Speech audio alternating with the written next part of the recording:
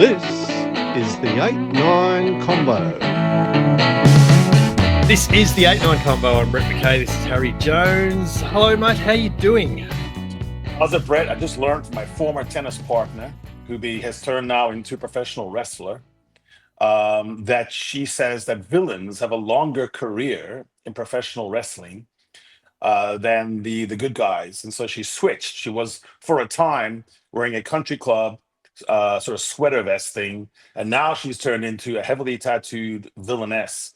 And I'm just saying that as we approach some of these finals, I'm worried that there's not enough villains in rugby. Everyone's getting really nice. And it's hard to find a team that you can say, oh, that guy, or these guys. I'm worried. Talk to me about the career progression from amateur tennis to professional wrestling.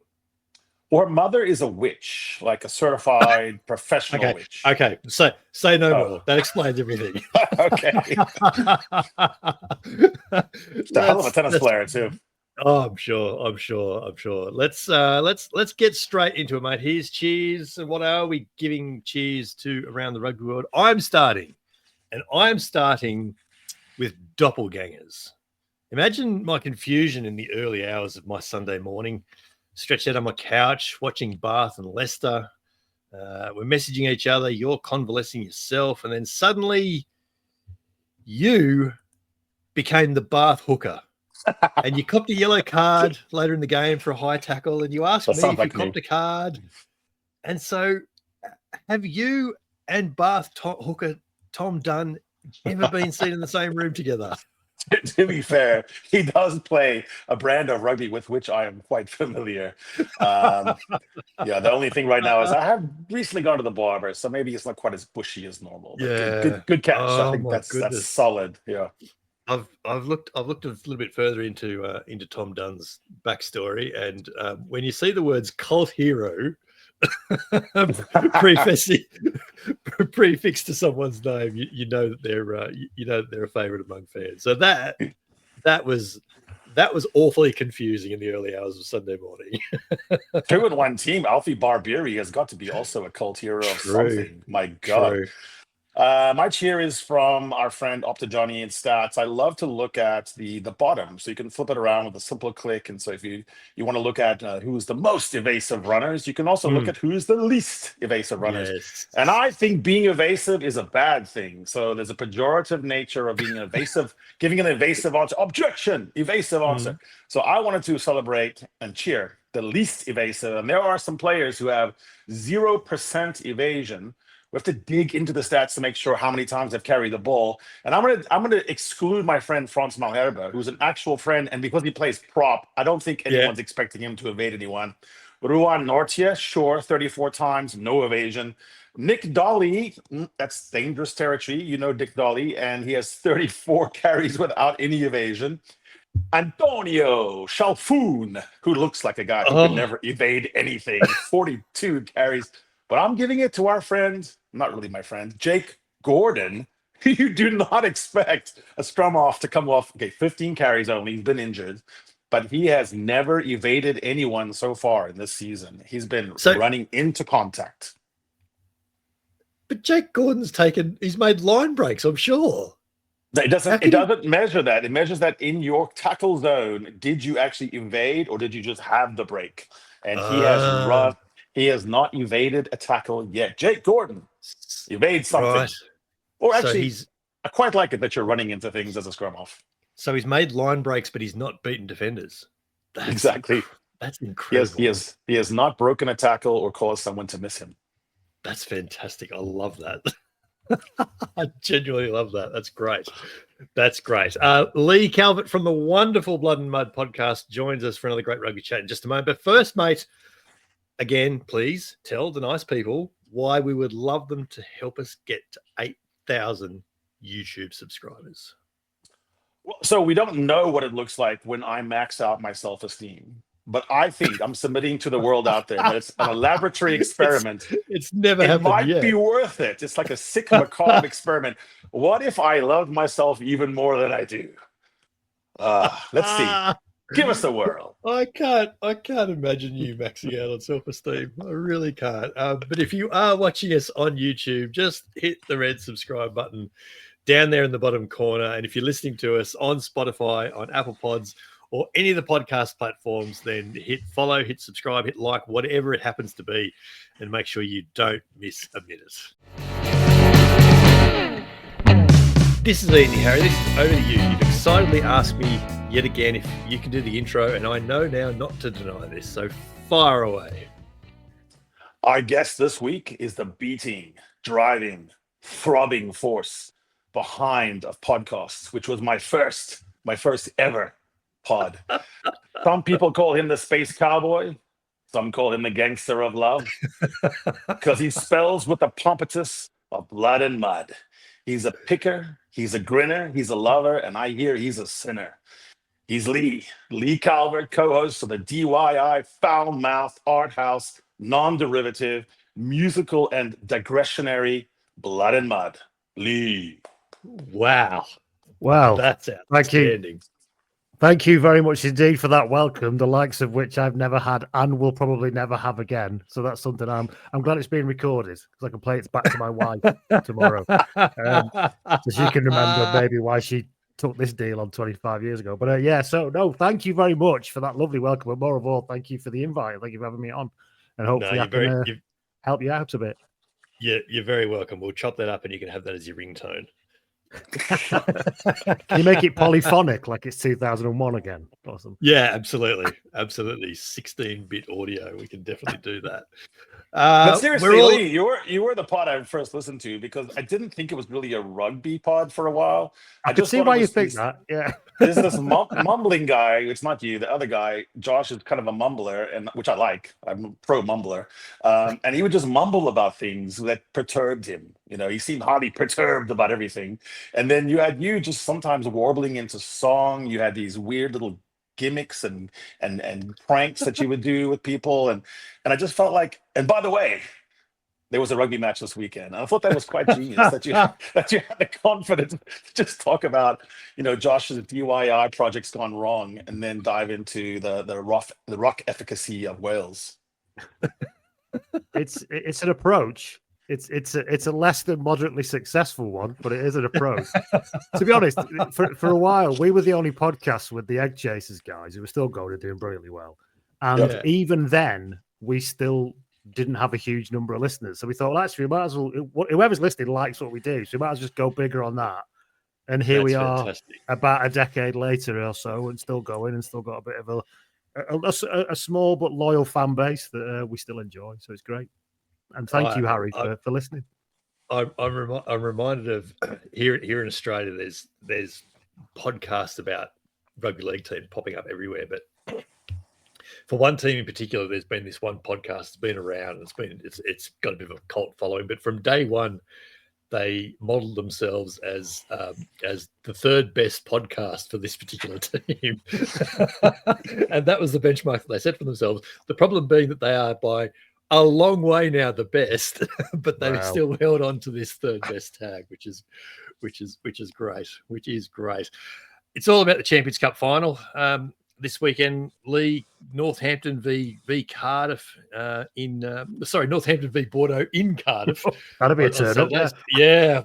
Oh, I've just got some Blues fans very, very excited. What's the build up like, I suppose, there in Wales first and foremost, and where do we start on this? It's arguably the biggest game in Europe, but it doesn't necessarily feel like that in the build-up, I've got to say, on this side of the world. No, I think there's something about the general slight feeling of malaise that's around the entire competition, which is playing into this. There's a feeling it's not, it's an elaborately confusing collection of matches until you get to the knockout stage. So you have this kind of months and months of people are playing each other. Does it really matter? I enjoyed that game, but does it really matter? Sort of thing. And then you get to kind of the knockouts and you wake up a bit. And even then it was feeling a little bit depressing as Leinster kind of rolled over absolutely everybody. And you thought, here we go, sort of thing. And then all of a sudden, this thing popped up a few weeks ago where Bordeaux and Northampton got to the final, which, to be honest, is the absolute banter final that Northern, Hemisphere rugby, European rugby needs, without a question. Because how many different ways can you try and express what Leinster playing Toulouse means? after all this time, other than Leinster losing, is what it seems to turn out like in the last couple of years. But so actually, I think there's not as much build up on this side of the world either, because I think there's a little bit of a, I can say a little bit of a malaise about the feeling about the competition anyway. However, I do think people are genuinely excited about the fact that it's a different winner, will be. I think this is Northampton's first final since they. Do you remember the final in 2011 when they played against Leinster and they were up at half time? I don't. Yeah, I was at that game, right, because it was 2011, and it was when the idea of an influencer suddenly became a thing, and people for about 10 minutes thought I might have been one. And Heineken, honestly, God, and which was really wrong. But Heineken had invited me, and I got a full hospitality at Cardiff Castle, and then we went across. It was a wonderful thing. But anyway, Northampton were up massively up at half time. Everyone was like, "Oh, this game is completely over." And then a Johnny Sexton inspired massive comeback from Leinster then saw them off. And I always remember it because it was in Cardiff. They'll probably do this next weekend. For the trophy presentation, they closed the roof. So, of course, it's pitch black, and they put the spotlight on Leinster getting the trophy. And I've never seen a juxtaposition in my life between this collection of Northampton players literally sat in the dark, like on their hands and knees, near weeping, if not weeping, and this bright Leinster light shining on Johnny Sexton's face, of all people. Imagine what that must have been like. So it's I'm digressing, but this is the fact it's Northampton's first game, the first time back there, I think, since 2011. Bordeaux, there's something about it. Anyone who remembers the absolute pasting Bordeaux took at the hands of Toulouse in the top 14 final last year, there's something of a bit of a chance for them to kind of redeem themselves on the biggest stage as well. And I think it's a little bit circumspect, I think, but I think come the day, people will start to feel what it is. I think, Harry, it's a game that the neutrals can get into for all the reasons that Lee's just mentioned. It's there's a whole different narrative to Northampton v Bordeaux, because it's not just Leinster v Toulouse again. And so I don't know. My thought is that I'm actually looking forward to this game more than I probably would have been otherwise if it was the final that people expected. It could be. I mean, the rematch also appeals to people. The grudge match, Leinster having added just the right parts. I got the Archia Snyman and I got the Geordie Barrett, and that was the dream. That's how it's scripted out, and probably the organizers of the tournament would have preferred that. But I do agree we have these two exciting backlines, and both of these packs, when you read them out, don't compare with some of the other Galactico Super Club packs, but the backlines are magic. And so you are expecting that the style of game will be unusual for a final, and that there's a possibility that there won't be a dour, like 15-all at the end regulation to lose Leinster a year ago. It'd be more like what Northampton's been doing, which is they will show you the way to the try line too. Their scramble defense is porous. And then Bordeaux has this switch-off mentality. It does also play in, on the rematch issue, though, into the French-English thing, which you have 12 titles from 1995 till now, 12 titles won by a French club and 10 by England. So there is that kind of, you can rally around the flag. I just think it's hard to find a villain between these two clubs, because it's quite joyous to watch Lucu and Jalibert and Louis Bielbarri and Burros and Moafana and all these guys scampering around. And I suppose the guys from Northampton, the English, will become a villain soon. Like, you can tell that the arc of storytelling's like just about a week away from us hating some of these guys. But for now, they are incredibly lovable band of brothers. They remind me of World War One. The way they look, Private Pollock. Maybe you have Corporal Tommy Freeman. You have Sergeant Caesar Augustus. Kemeny from the colonies. Lieutenant Finn Smith. They look all like proper schoolboyish. Public schools.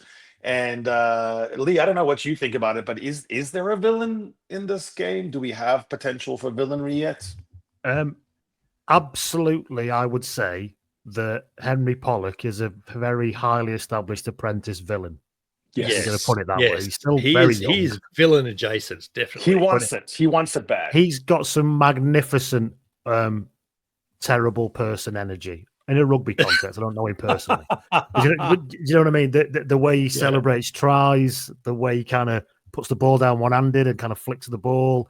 There's a brilliant amount of, he's a public schoolboy, let's be honest. He's a brilliant amount of, I've been brilliant at everything since I was 4. Yeah. And I'm now 20, and I'm even more brilliant than I was last week. And this is just going to keep going. So therefore, everybody just stand there and let this happen. And by the way, I'm fully aware that this is happening. Isn't it great?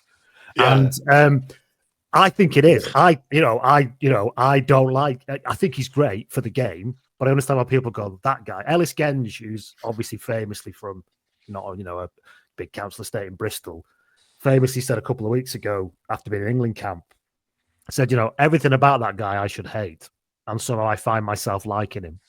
And I think there's something about that. I think Ellis, as usual, Genji is all of us, certainly from on my side of the rugby fence, if you like.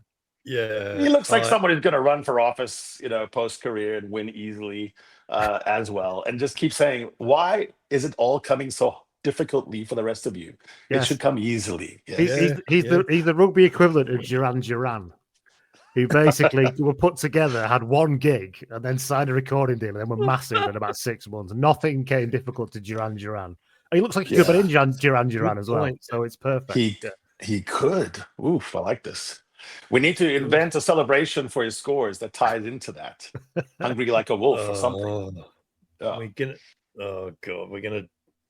gonna divert into Duran Duran videos and Champions Cup try celebrations now, aren't we? Lee, are you going to be doing As It Happened on this match?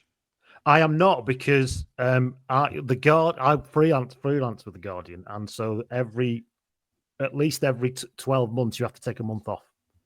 So my enforced month off has been taken in May because of the way things have worked out. So I can't do it. But I am doing the final and the playoff for the Premiership in June. The lovely left-leaning Guardian isn't too keen on giving you employment rights, which is quite ironic, isn't it? It's like Hollywood, the worst employers ever.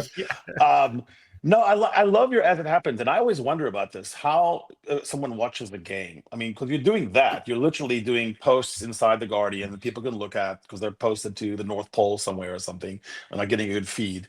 And you have to recreate what's happening, but in short little bites. Do you ever find yourself panicking because too much is going on? I mean, do you kind of wish, do we have a slower game, please? Yeah. Static time, increase. Usually, sometimes I wish that my Sky Plus paused the whole world, but not just my television, if you know what I mean, my stream. Because I could go, everyone wait a minute while I catch up. Yeah, the game is literally on hold. I just need to finish this paragraph. Yeah. I need to put a couple of semicolons in there and we can start watching again. But it's kind of, you do less than you would think. And I do think the guy who kind of helped me with this, a guy called Rob Smythe, who writes football minute by minutes for the Guardian. He's one of the creators of the format, really. And he's of the view that some people kind of find it easy and some people don't. For some people, it's a total nightmare. And I find it incredibly natural. A bit like you guys will be fine talking on here, incredibly natural or whatever. Other people wouldn't know what to do. So I find it quite natural. It's a bit like tweeting. It's a bit like sitting and tweeting or Blue Sky, and while you're watching, you've got to be a bit more crafted and swear less and all that. But there are bits where you're just like, oh my God, will stuff stop happening? Because I've got to catch it. Because the other thing as well, yes, you've got to, you're not AI, so you can't just write an individual that happened. What I try and focus on, there has to be a narrative about what's happened, why that's happening, and what that means in the context of the game, even though you're writing these paragraphs. So that's always the worrying thing for me, because I hate having to just take a break and then almost without context or apropos of nothing, just say, and a penalty happened. Because it's bad writing, really. But with AI, that's what we're all gonna get soon. So might as well get used to it. But I agree, and you're not allowed to. You cannot be derivative. Like, most people are actually getting a lot of help, and I think in those moments you're really having to come up with it. I'm going to read something you wrote about the Rugby World Cup final, which I thought was brilliant. And it reads like this, and then we'll get back to the Northampton Saints, I promise. The knock-on was just inside the back half and to the right, well within Geordie's range. He gives it his best, but it draws agonizingly to the left. It looked like he got himself a bit out of shape as he hammered it for length. I thought that was brilliant, because in that moment you've encapsulated the drama, the pain, agonizingly, but also why it might have happened, which is difficult to do in the moment. Did you ever have you ever done live blogging, Harry? I hated it. So to Lee's point, I'm really, really bad at that because I need volume. I need to say a lot of stupid things to arrive at that one good thing, and then you hope to remember that one. But this finds you out because it's spare. It's almost poetic. You have to. It's a simple declarative sentence, and there's no meandering very much. Yeah, no, I did it a little bit, and I quickly decided, no, I don't enjoy that. There's too much going on, and then I'm one of these people that's a sucker for formatting and all that. So I want the score to look the same way every post and all that. And I'd spent too much time thinking, how did I do it last time? And I thought, no, this is a horrible way to watch a game of rugby. I'm a terrible typist too. I mean, I had to bonk the teacher to get that grade in school, and I didn't. I'm really bad at it. I mean, I'm literally on minute 14 when someone else is saying, "Oh my God, there's a try." So no, not for me. So Lee, I do like this matchup because at first I thought, no, it's too carbon copy. These guys are still much the same. They're both, at the top of the game line. They're both very evasive. They both offload about 77% effective on their offloads. It just seemed like the same. Then I got to some interesting stats, which is the line out is a Bordeaux problem. They rely more on stealing line out. And then on going wide, they go wide twice as much as the Saints. The Saints don't really go wide to get these breaks. They're going right through. And the third thing I saw was that on, what was it? Oh, on mauling. So the Saints have the least maul meters of every team, 45 teams on the Opta. If you go through all the teams, they are the least.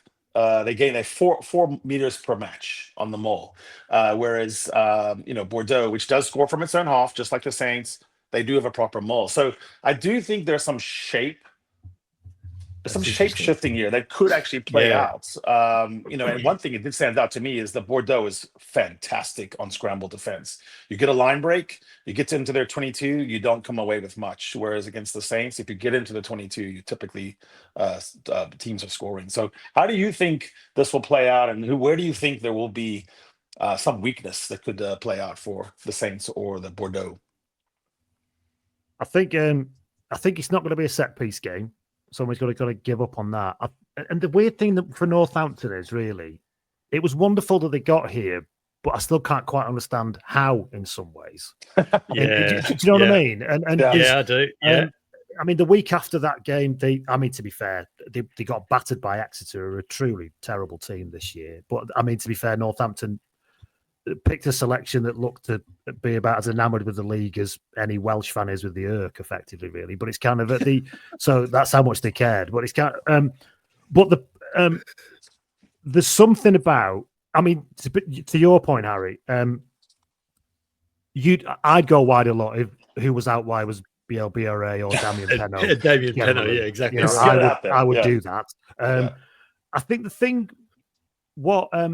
with Northampton is their back row against Leinster was genuinely quite revelatory given how it's played for the rest of the year. They not played badly, but it was incredible against Leinster. I think there's something there in terms of how that can go with Augustus, as you said, and Pollock. Just he's so high on confidence, it's amazing. What Northampton do incredibly well, I think, which is what caught Leinster out, and it'll be an interesting thing to see how Bordeaux scrambled this. Is that Northampton are probably one of the best pacey, complex angles attack in the league. So it's not they're weirdly well drilled.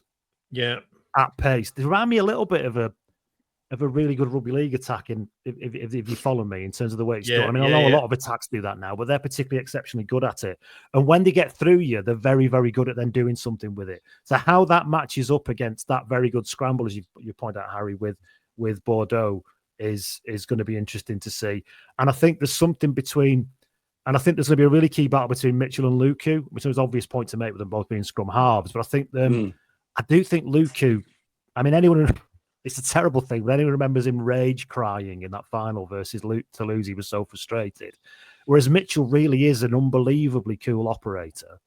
And as is Finn Smith, that way belies his years. I mean, Finn Smith's post-match interviews are incredible. There's just something, a maturity about him, which goes well beyond his experience, really. And I do think, if there's anything, the weakness with Bordeaux, if there's anything, is that their halfbacks can be a bit flaky. I think. Yeah. And I think that plus the slightly better organisation with Northampton might be just enough.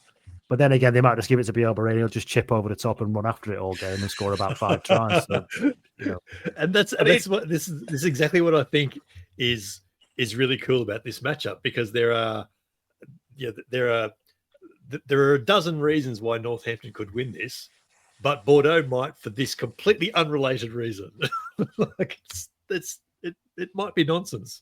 But if you're a winger and Bielba starts to get a head of steam coming at you, it must just be like all your nightmares have come at once, effectively. Because what do you do? Do you try and bite in on him, and then he'll probably chip it over? Do you try and go with him, and then he'll just twist you all over the place? It must be a hellish thing. And Tommy Freeman's on brilliant form and in a completely different way as well. But sorry, In that moment, you can only be thinking, "Oh God, at least he's not a back rower." like at least he's not going to trample me. Yes. Yeah. I think that's what it is. I think what's missing is that no one's really hit the guy. I mean, I literally think he's escaped. No one can get near him, mate.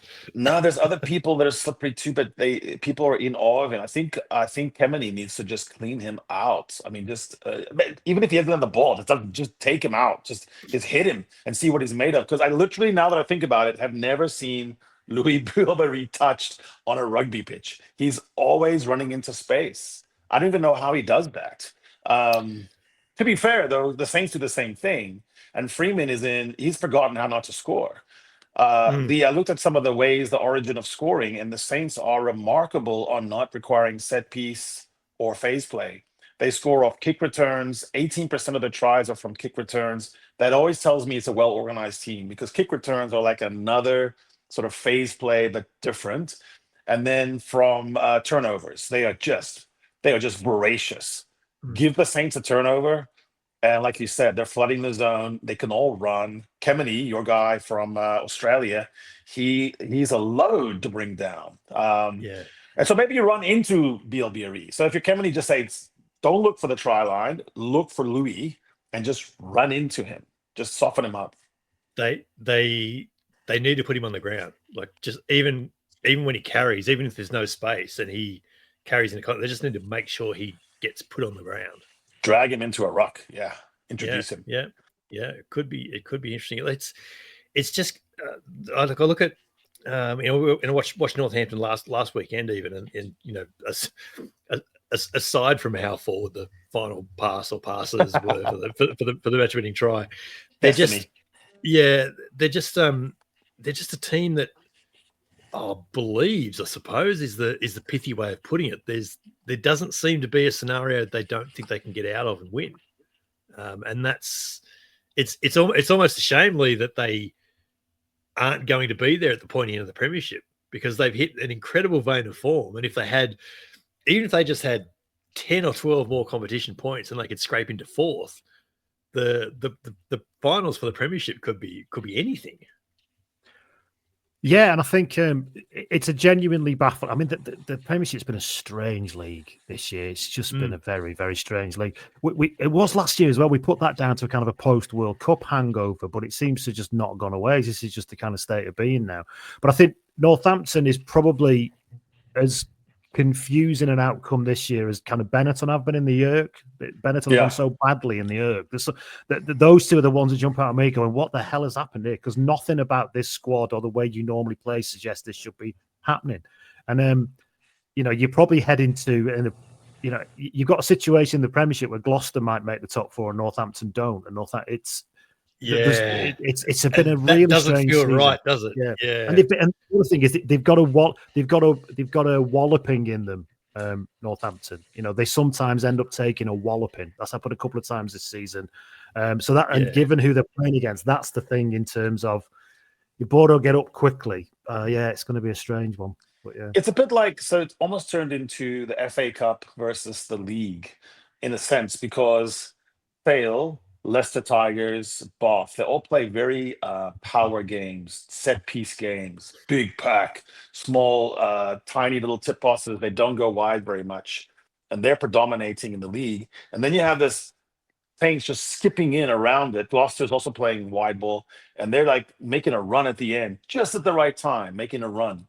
So you could have the Champions Cup kind of evolve into that, because a lot of clubs are saying it's just too difficult to try and play for both. And at some point in the season, somewhere around 60% of your season, you go, oh, we're not really going to be able to take this all the way to the house on the league. So do you think that that's a possible way for this to be set up, or do we still want the Champions Cup to be basically the solving of, who is the best club in the Northern Hemisphere in South Africa? I think we still do want we want it to be the premier competition, like the Champions League in soccer. I guess that's what it's meant to be. I think that, to go back to the point when you asked me the first question about the general malaise of the competition this year, is the group stage is so bloated. It's probably not the right word. It's kind of so convoluted, but also pointless. So the way they've set it up is, if you have one decent home win, you can kind of forget about the Champions League for the rest of the time until the knockout stages. So to answer your question, Harry, I think there is a way of doing both. It's just, what was quite clear is that when you got to the knockout stages, some teams have clearly gone in the last 16, the quarterfinals, have kind of gone, I don't want to win this. I'm not interested. Yeah. So, and that's the question we've got to ask. Why are they making that choice? Because actually, if you don't really have to go full bore in the group games anymore. You could be that there's a knockout stage to go. It's an interesting thing to reflect on. Why you're not interested. Or do you just? But also, I think the other thing is, a lot of them think, well, what's the point in me winning now to go to Dublin next week and get an absolute pasting?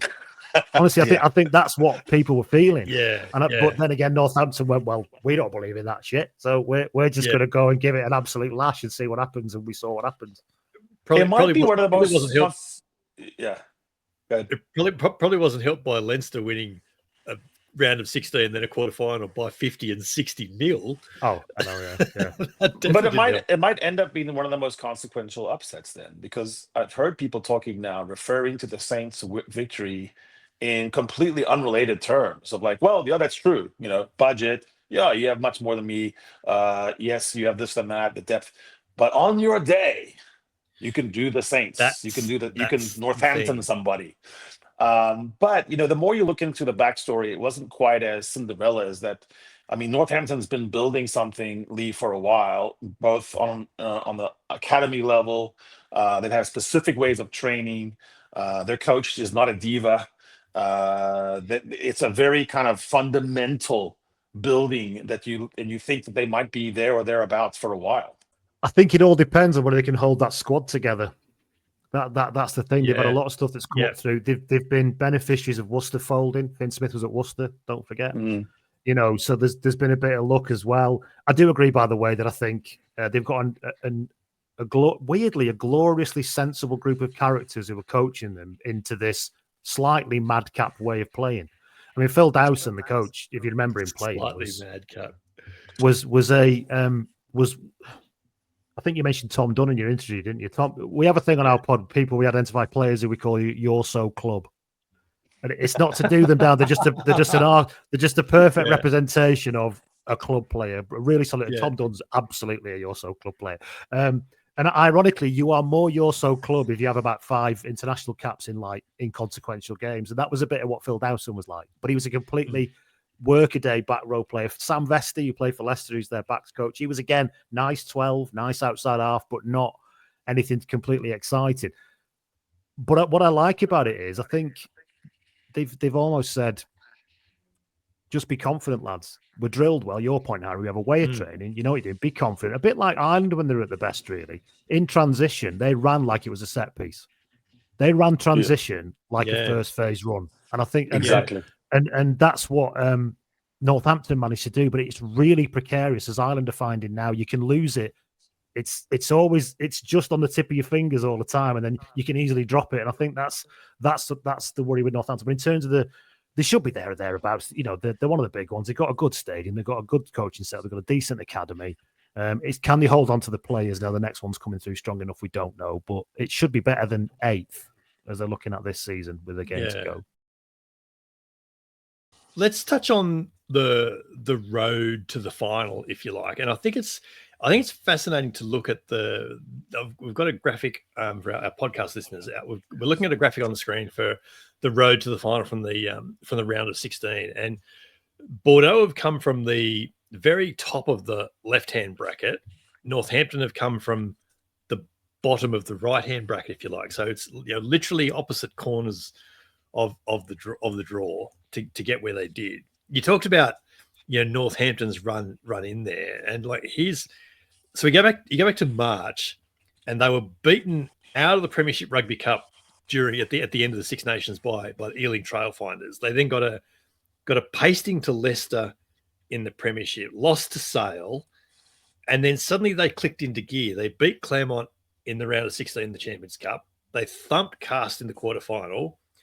They then beat Newcastle by a point in the Premiership, ran up a bit of a score on Bristol, and then where are we? They win the semi-final against Leinster, led that 27-15 at halftime, and Leinster couldn't catch up with them.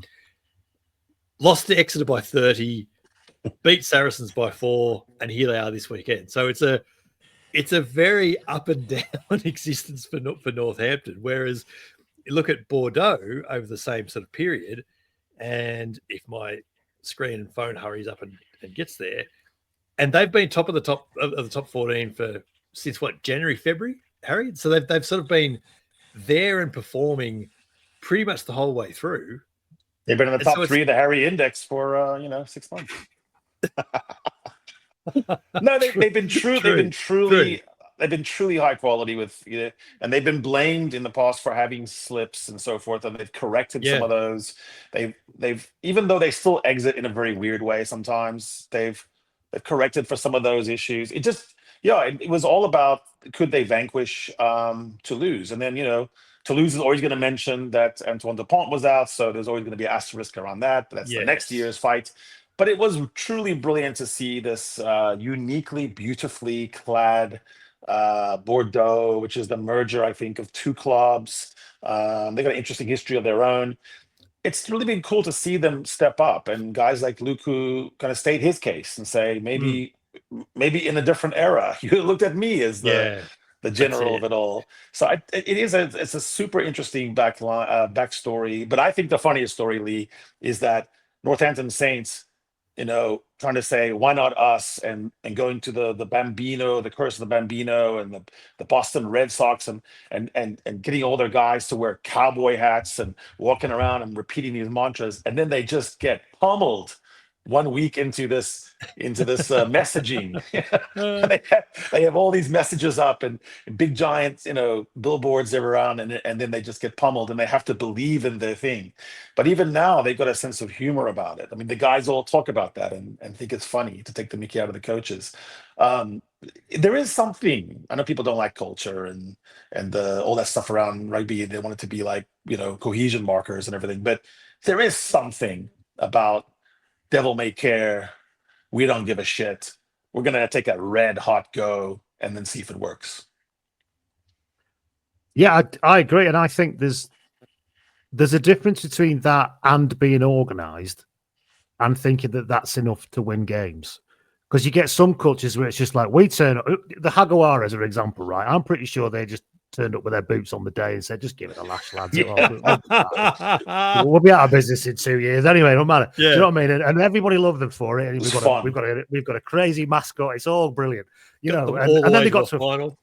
They got to final, of course, But I don't think there's, and it's an endless kind of pondering thing about leadership generally, but in sport generally, around how much do you just trust people to be themselves, and how much do you give them a framework to operate in that they can be confident in, and they know they won't be made to feel ashamed if it doesn't work. And I think that's probably what they've got. I think if it doesn't work for them, like they sometimes get a pasting, like at Leicester and stuff, I don't imagine he's coming in and saying, you're all an absolute disgrace, you're doing 9 million laps now because I hate you. Exactly. You know what I mean? I think it is just like, look, there is that, tried something new, didn't work, big whoop, we move forward sort of thing. I think that is actually really, really important. And it just shows that these 2 teams are coming Saturday. It's impossible to watch a Bordeaux game without enjoying it. Yes. And it's probably true of Northampton, really. And I know Yes. this becomes a philosophical discussion about what you enjoy about rugby, and do you prefer a 6-3 and a bit of mauling and all that. But I think most people can watch these games and just really enjoy them. And I think it's a lot to do because of the fact the players seem to enjoy it, really. Yeah, there's a scriptedness around some certain formations in rugby now that everyone has the same doctrine.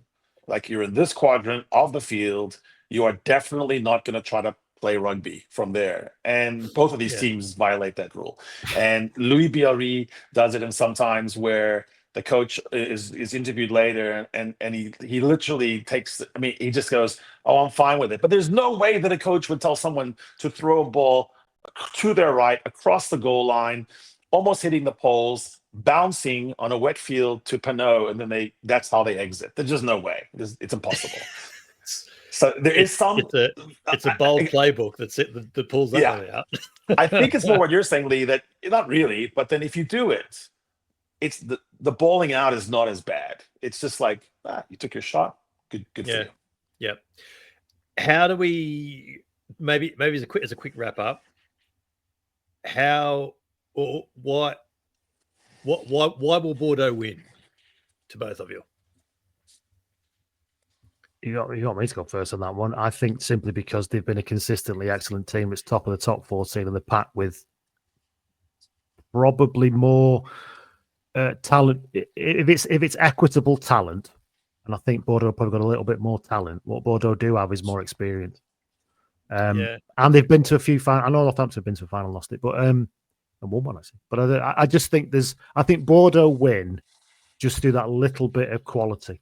And the fact that I do think there is something, there's more of an event factor each week in the top 14, and they might be more comfortable with bringing into this game.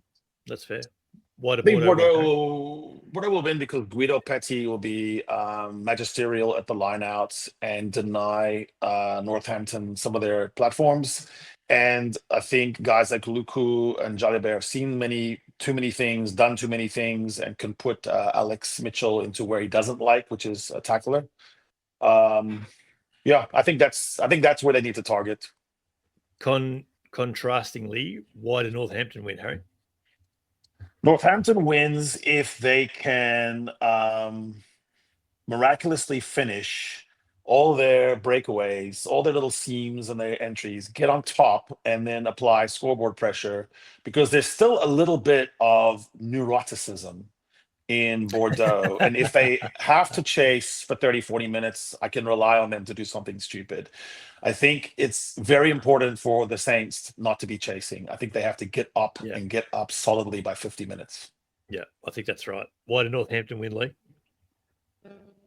Yeah, I think I come back to the kind of Munster game where that looked, the Bordeaux Munster game, where that looked a bit for a while until Bordeaux just Bordeaux'd it a bit, really. But I don't think it's always inevitable that Bordeaux were going to get there in the last 20 minutes. And I think Northampton are going to score. They're going to score. Do they score enough to get ahead to win? I think a combination of their ability to score, which is going to test that scramble defence a little bit more, is one. And then I just think there's something about the energy of that back row from Northampton. If they can bring what they brought in Dublin, I think they do enough to win. Yeah. And in that win over Munster, they stole 9 lineouts, Guido Petit and co. And that was an absolute demolition. And that is scary. I think that's something keeping up the Saints coaches at night. I also wonder, Lee, does the winning team have to score 35 points, or is this something more along the lines of the high 20s? I feel like this is going to be a high scoring final. Like I feel like this has got 3 or 4 tries each, 38, 33 all over it. Like it just feels like it's going to be high scoring. I mean, I've not done the numbers, but if you crunch the average points total for these teams in most games this season, you're probably getting up around 30. Yeah. And I've got no reason to believe that it's going to be any different this time. Yeah.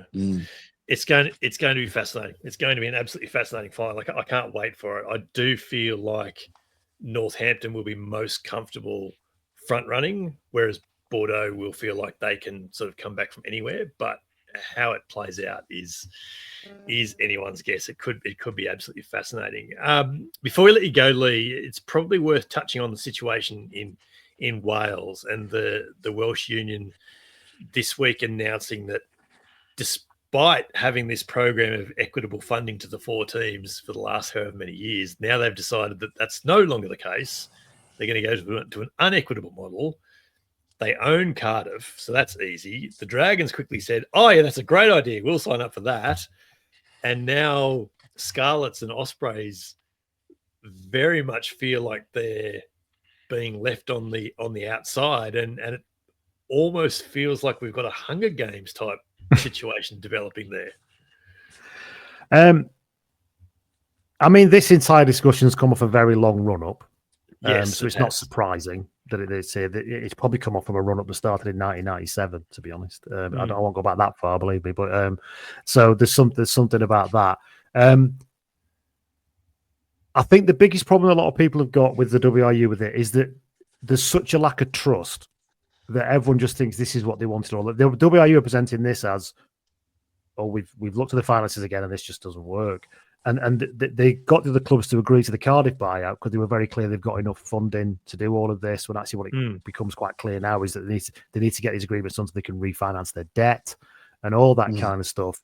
And I think a bit like a lot of rugby union, really, there's an entire kind of vibe of, that bit in The Wire, is anyone having problems reading the writing that's on the wall? Because, if you do, you will be replaced. We'll find somebody who can get the murder rate down, sort of thing. It's yes, Wire references are all welcome here. So there's something about that, and I think you can't not have a team in the capital. So there's that. I think to be fair to the Dragons, I mean they are, this is not a trade union dispute. They got presented with something, and the people who run that club looked at it from a business point of view. When that works for us, we'll sign it. Do you know what I mean? In terms of what we're trying to do for the next 3 years, fixed funding, absolutely, no problems. We'll have that. The Scarlets and Ospreys are a bit. Well, I'm not sure, but you're in this weird dichotomy that Scarlets and Ospreys, certainly Ospreys, have produced probably the most international talent for the past 20 years. So it's this real strange thing about they seem to be wanting to dispose of this team. But I think it's going to end up in, if it gets pushed through, they're now coming out and saying that they're not necessarily saying they want 3 teams, but it'll be an equitable funding, and it's the endless fudge of it all, really, and it's going to end up in litigation, and there's going to be no good way out. They've announced the Japan squad, the squad to tour Japan today, Wales, and you look at that and you have to be honest and go, I mean, they're not exactly turning out stuff that looks like it's a massive treat for the next 10 years in terms of talent. And then you're going to layer on probably litigation and even more poison. It's really quite depressing, really. It's not good for the whole of, never mind Wales, it's not good. Rugby doesn't have enough teams for people to be self-sabotaging themselves in this way, really. Yeah. Well, Lee, what I did is Australia's been trying to do it for the last couple of years. Yeah. Lee, what I did is I fed randomly 10 titles from your show into the randomizer, and then I whirled the page around, and then I'm stabbing it. Welsh toilet habits. That is the winning title to describe the Welsh conundrum. What was that show about, by the way? I must have missed that one. Some of the titles I can always remember and some I can't. But the Welsh toilet habits was when there was a bit, they go into the changing room sometimes to go to feed the players before a game. Yeah. And I think it was Worcester were actually playing when they still existed. And Mevin Davis, who was the ex-hooker for Wales, if you remember him from about 10 years ago, was on the coaching squad at Worcester. And as they went in, he was quite clearly having a piss because it panned past the toilet. And I think that's how that discussion started. And he was quite clearly having a waz. Yeah. So, and that's where that came from. We obviously talked about that. That became a title of the episode. That's fantastic. I love an obscure podcast reference. We have embraced the idea. I'm glad it's not just us doing it. It's fantastic. I love it. That's been fantastic. But this has been a wonderful, wonderful chat. It's been so good to have you on. It's been so good to get into the Champions Cup final in depth like we have, and really appreciate you just sort of giving us the 64 feet view of the Welsh situation, because it's certainly from afar it looks horrible. We can only hope that it comes to a conclusion that it actually works for the game in Wales, because I think you're right. No one needs a weak home nation country. I think when Wales is strong, rugby's going pretty good. So let's hope it gets resolved sometime soon. So thanks so much for having a chat with us. No problem. Thanks for having me on. Everyone go take a listen to Blood and Mud. You'll enjoy it. You get marriage advice. You get advice about how to maybe bash down a wall in your house and replace it the wrong way. It's irreverent. It's progressive. It's not annoying in any way. It's the least annoying pod. There's a review for you right there. There's our new strapline, by the way. Yeah.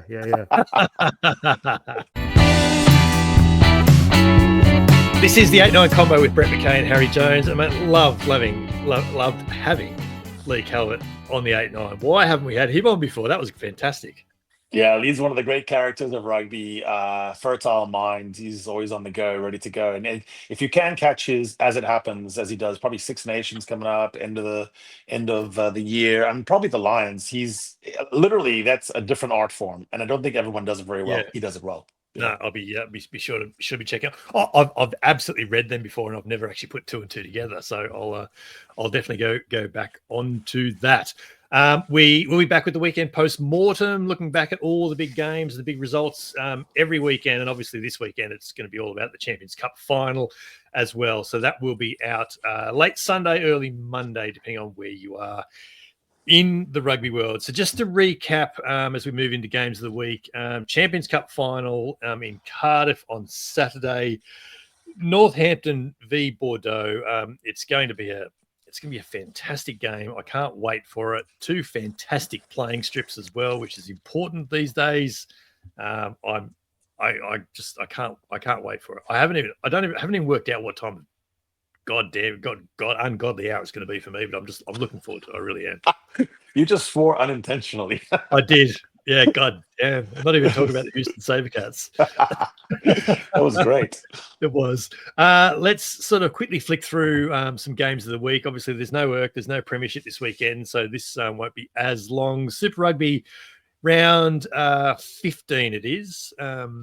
Not 14 like I've got there on my note. What kind of what stands out to you? There's only 4 games this weekend, so what sort of stands out for you? Well, a couple of weeks ago, I was just checking in with Harry Wilson, and he said he'd be back for the Hurricanes. And I think so. If that all holds true, I think the return of Harry Wilson into a lineup which you've written about as lacking something I think exactly what Harry Wilson embodies. I think it's interesting to see what do the Reds look like going into playing this rising Hurricanes team with Harry back, and probably a very vital game for both sides. It's a massive game for both of them, Queensland and the Hurricanes in Brisbane on Friday night. It's 4th against 5th. With a bit of a gap between 3rd and 4th now in Super Rugby. Whoever wins this becomes 4th. There's only 2 points between them, so it's hugely important. I asked Les Kiss on Saturday night after the Brumbies game whether he was any chance of getting any of his injured crew back, and he's with not a lot of confidence. He says he did say Harry Wilson might be a chance, so we'll see. When the teams come out, and by the time you're listening to this, the teams may well be out already. So, yeah, we'll see whether that's the case. The Chiefs Moana Pacifica is the other game that I think stands out. But yeah, I'm certainly going to be keeping an eye on the Reds Hurricanes. That's going to be a ripping game on Friday night. There is actually one game of top 14 this weekend. Casper Claremont from a couple of weeks ago. That game was postponed at the time after the tragic death of Fijian international Jose Razangwe. So that game will be played on Saturday night in Casper. I just want to show you this top 14 graphic though that they put out on the social media this week. And again, for our podcast listeners, we're looking at a graphic that they've popped out on the socials. It plots the range that teams can finish over the last coming. There's 2 rounds to play, and I love that graphic, Harry. It's so simple. Yeah, it's so simple. It shows you the range, and it's a nice, neat, diagonal line of where the teams currently are, but the range that they can finish, and there's some teams can finish anywhere between 5th and 11th, and it's a really cool graphical way of illustrating just how tight things are in the middle of the table. So, if you are a social media or a digital producer for any other league around the world, copy that graphic. It's a really good one.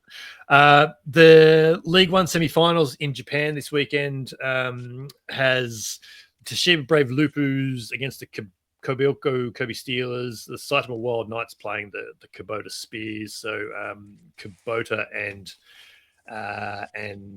Kobe Steelers won through last weekend. The first leg of the relegation games are this weekend as well, mate. So the second division teams host the first leg. So it's the Toyota Industry Shuttles Aichi against the Honda Heat, and the Hanazano Kintetsu Liners against the Irasu D-Rocks. Kintetsu Liners is Quade Cooper and Will Genia. So they are playing their second last game for them. So their legacy might be send them back up. I want a Japanese team to name themselves the Human Resources, and then the other teams will just beat them up proper. Yeah. I've got a complaint for HR. It's round 15 of Major League Rugby this weekend. What are you liking there?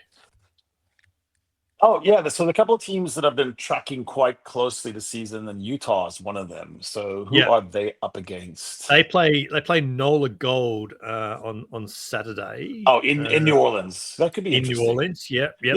I think I'm going to pick that one out. I do think that people have been telling me that the New Orleans vibe has been very fun. It's not hot yet, so yeah, sneak one in. Get there before it's hot. Yeah, that's not a bad one. I think the New England v Old Glory game is going to be interesting as well. That's first against second in the Eastern Conference. The other one stood out to me is actually RFC LA against Miami, and they're both mid-table in either conference, but they've both been in a decent run of form of late. So LA versus Miami has a certain ring to it. Yeah, it definitely does. Anything else we need to cover? I say let's crack on to the Champions Cup. I cannot wait for the lineups to come out. I like hype. I like this hype, and I want more hype. Hype is the name of the game this weekend. Fair enough. That then is another great episode of the 8-9 Combo done and behind us. Our sincere thanks to Lee Calvert, and absolutely go and check out the Blood and Mud podcast. It's on all the pod platforms. You'll find Blood and Mud, particularly Lee's operating out of Blue Sky mostly. So do a bit of a search over there, but it's a great pod. So make sure you check it out, add it to your playlist. Harry and I remain on the socials in our usual places at Harry Bordy Jones and at VMC Sport. Don't forget to find and follow the 8-9 Combo on Twitter, on Blue Sky, and on YouTube, obviously, as well. Leave a rating or review wherever you can.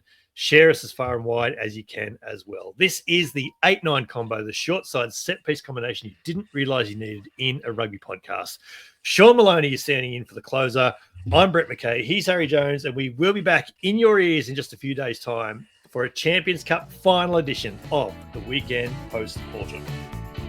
Come be champions with us. Here goes Jones with another bruising run. He links up with McKay, who pops back to Jones. They can't. They won't. They will. What a try. The Dream Team Combo go in again.